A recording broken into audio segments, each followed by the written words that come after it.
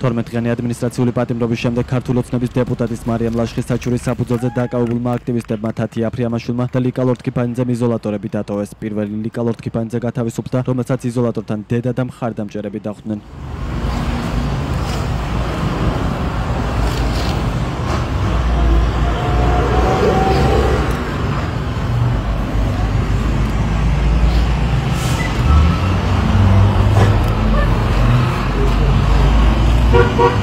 ლორთქიფანიძის შემდეგ იზოლატორი თათი აფრიამაშვილმა დატოვა.